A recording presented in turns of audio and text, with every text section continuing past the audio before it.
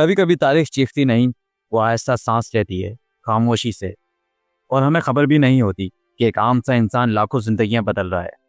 ये कहानी है ऐसे ही एक इंसान की। 1951 ऑस्ट्रेलिया का एक अस्पताल। एक 14 साल लड़का जेम्स हैरिसन। आंखें खुलती हैं, जिस्म साकिन है, सीने पर 100 टांके हैं, सांस भारी है क्योंकि उसका एक फेफड़ा निकाला जा चुका था। डॉक्टर बताते हैं तुम जिंदा हो क्योंकि 13 यूनिट्स खून तुम्हें अतिया किया गया है, ऐसे लोगों का खून जिन्हें तुम कभी जान नहीं पाओगे। बेड के पास उसका वालिद बैठा था, रेग हैरिसन।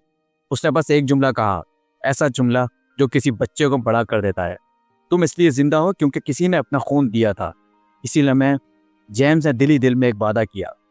वो वादा आसान नहीं था क्योंकि जेम्स को सुइयों से शदीद खौफ आता था, ऐसा खौफ जो हाथ जमा देता है, सांस तेज कर देता है।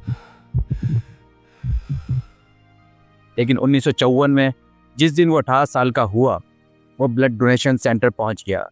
कुर्सी पर बैठा, छत को घूरा और नर्स को इजाज़त दे दी। वो एक असूल बना चुका था, सुई को कभी नहीं देखना, और उसने ये असूल 64 साल तक निभाया। कुछ एहतियात के बाद डॉक्टर चौंक गए। ये आम खून नहीं था, जेम्स के प्लाज्मा में एक नायाब एंटीबॉडी मौजूद थी, एंटी-डी।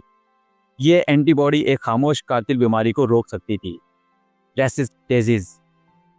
वो बीमारी जिसमें माँ का जिस्म अपने ही बच्चे के खून पर हमला कर देता है। नतीजा इसकाते हमल, मुर्दा पैदाइश, दिमागी नुकसान। ऑस्ट्रेलिया में हर साल हजारों बच्चे पैदाइश से पहले मर रहे थे और हल जेम्स के खून में मौजूद था।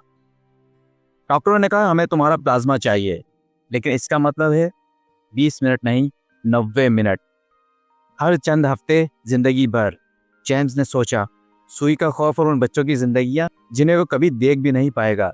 उसने एक लफ्ज कहा, हाँ।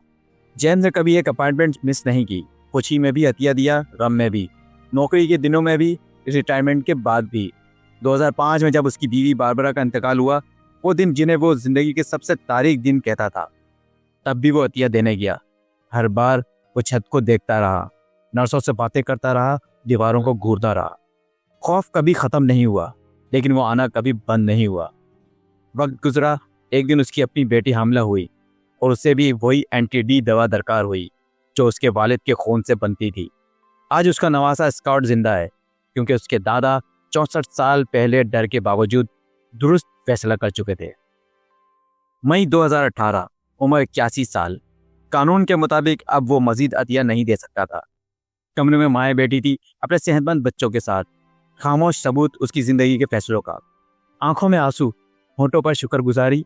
जेम्स आखिरी बार कुर्सी पर बैठा और अपना 1173वां अतिया दिया। 1967 से अब तक उसके खून से बनी एंटी-डी दवा की 30 लाख से ज्यादा खुराकें दी जा चुकी हैं। साइंसदानों के मुताबिक सिर्फ ऑस्ट्रेलिया में तकरीबन 24 लाख बच्चों की जान उसी एक शख्स ने बचाई। जब लोग उसे हीरो कहते, वो मुस्कुराकर कहता, मैं एक महफूज कमरे में बैठता हूँ, खून देता हूँ, कॉफी पीता हूँ, बस। इसमें हीरो वाली क्या बात है। 17 फरवरी 2025, उम्र 88 साल। जेम्स हैरिसन अपनी नींद में पुरसकून तरीके से दुनिया से रुखसत हो गया। हम हीरोज को फिल्मों में ढूंढते हैं, सुपर पावर्स में, दौलत और शोहरत में, लेकिन कभी कभी हीरो वो होता है जो खौफ महसूस करता है और फिर भी दुरुस्त काम करता है। सोचें, आप कौन सा ऐसा छोटा सा अमल कर सकते हैं जो किसी और की जिंदगी बदल दे। वीडियो अच्छी लगी हो तो शेयर करें, सब्सक्राइब करें, लाइक करें और कमेंट्स में बताएं। शुक्रिया।